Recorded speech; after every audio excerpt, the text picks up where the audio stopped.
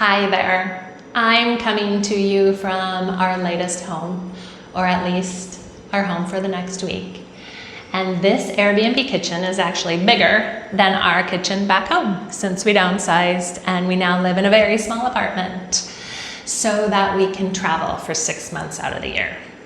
We are currently in Mérida, Mexico, and loving it.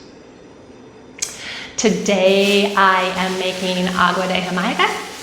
It's a hibiscus agua fresca.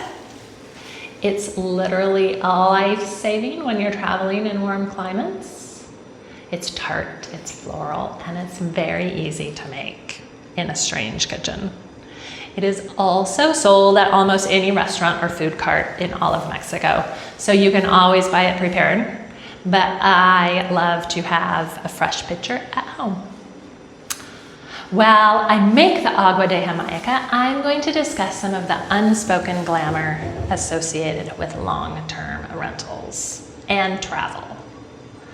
First, we gotta rinse these dried hibiscus leaves.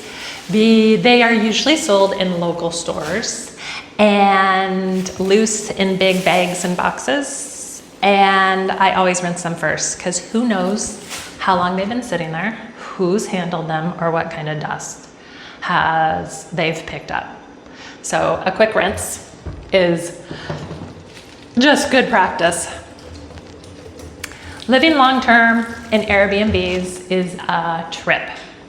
One day you're in a place with really nice espresso machine, and the next we're boiling water in a pan because there's no kettle. Our last place didn't even have a coffee machine. Totally our fault for not checking before booking, but the host did provide instant coffee and a kettle. It just got us out of the house earlier than normal to go looking for a decent cup. Okay, so my water is already boiling, and I'm just gonna add about a cup of rinsed dried hibiscus to 4 cups of boiling water. Some people like to keep it boiling at this point, but since I have a deep English background, I turn it off and let it steep. Never boil your black tea bags, people. Never, never. Let me know how you do it. I might be doing it wrong with hibiscus. Either way, let it steep for 8 to 10 minutes. This kitchen is actually really nice. Why? Because it has a cutting board. You guys, I cannot even tell you how many cutting boards we've had to buy over the last 5 years. Or if we're in a place short term, I'll just cut right on a plate and ruin the provided knife, which is most likely extremely dull at that point. We've also bought a lot of fry pans because the one provided has chipped Teflon or is just gross. We finally just started traveling with our own sharp knife because trying to dice an onion with a dull steak knife is just not nice. This kitchen actually has 2 pans that are really nice. Now, why would I not bug the host about these things? That's a good question. Sometimes I do, sometimes I don't. It all depends on how the rest of the kitchen is stocked and how they sell the kitchen in the listing. It also depends on how much we paid and how long we are going to stay. If the listing says good for long stays, it better have a cutting board. But chances are the fry pan is just not up to that level. Then we have to discuss, are we just being picky Americans? Sometimes the answer is yes. And if that is the case, we just go buy one, because not everyone is as picky as Ken and I.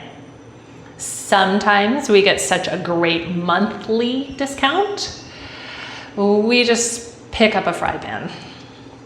No matter what, we like to leave places better than we found them, or at least exactly as we found them. I know Airbnb is controversial for some, and in some places they are ruining the housing market. Cities need to get a handle on this, and all hosts should be following local ordinance.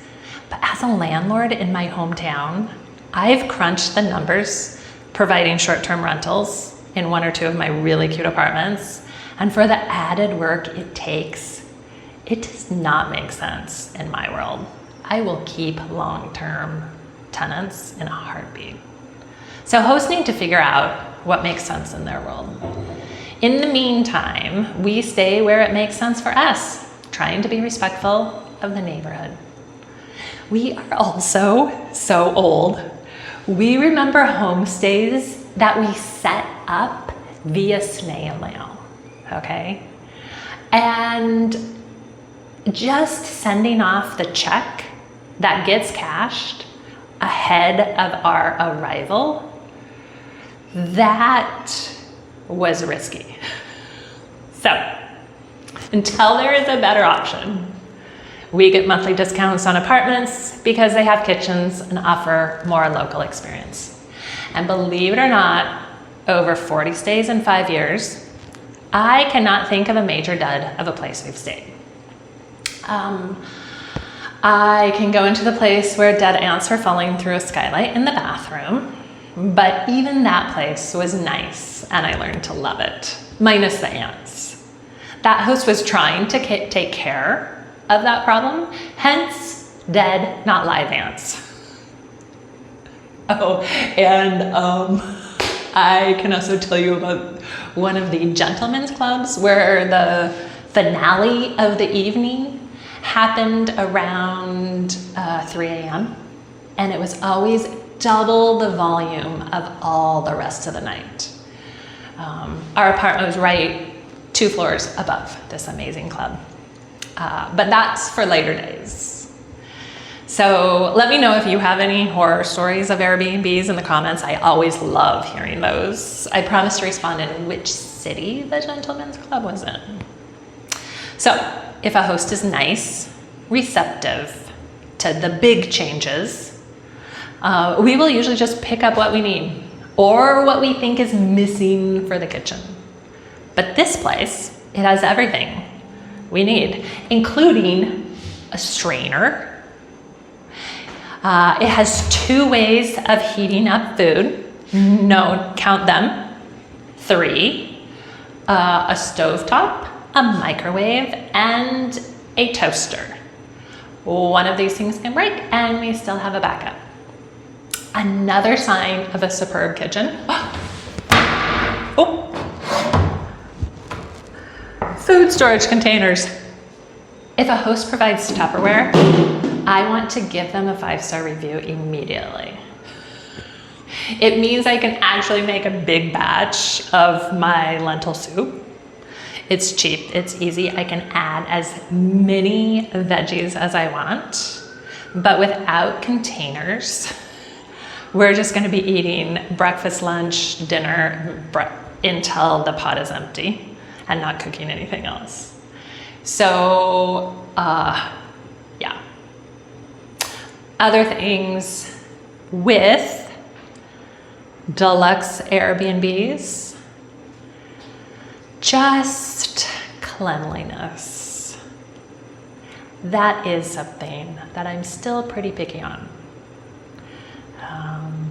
Now, one of the picky things that I did give up is washing all the utensils upon move-in. I used to wash all the utensils before we use them. Now, I just pull them out of the drawer and just start eating. So, my question to you is, would you just eat a utensil, pull out of this drawer, and just start eating off of it? I like to live a life of adventure, so honestly, I think about it about every other place that we are in, but I don't wash them anymore. Oh, all right. I think the tea is ready. Yep. I'm going to strain the concentrate for now. And look, a picture. How nice. Okay, we're gonna get some red all over. So, but look at that color.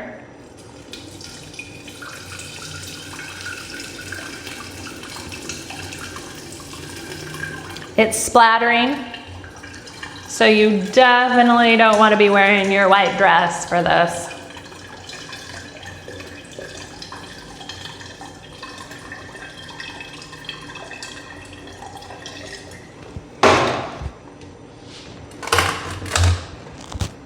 Okay, so now the trick is sweetness. Okay, some people like it tart like cranberry juice. Some people want it sweet like a punch. I love using honey and agave syrup, but since we aren't here for a super long time, I didn't want to buy a whole bottle. Our host was awesome enough to leave some of this regular sugar. So I actually made a quick simple syrup earlier. Now I could just dump sugar into the hot liquid and let it dissolve. That's the normal way to do it. But because I like to make things difficult for myself, I like to keep the tea unsweetened and then sweeten each individual cup. That way, if I want it super tart in the morning, I can have that and then sweeten it up in the afternoon. I'm gonna get some ice. Oh.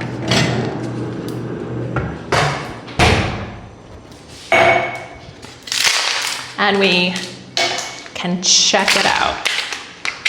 So let's taste it.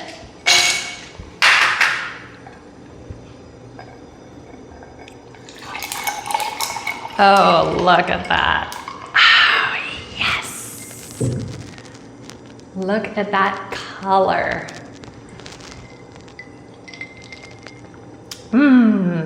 Tart with just the right amount of sweetness. So thanks for listening to this unspoken glamour of long-term travel. We try to stay flexible. We bring our own knife, and we always have to wash our own dishes. Never is there a dishwasher in the Airbnbs that we stay. I think that has more to do with the countries that we're staying at. Believe it or not, not everyone has dishwashers worldwide. So let me know what kind of long-term glamour you would like to hear about next. Until next time, I'm Party Ann. I'm here for a good time and not a long time. Cheers.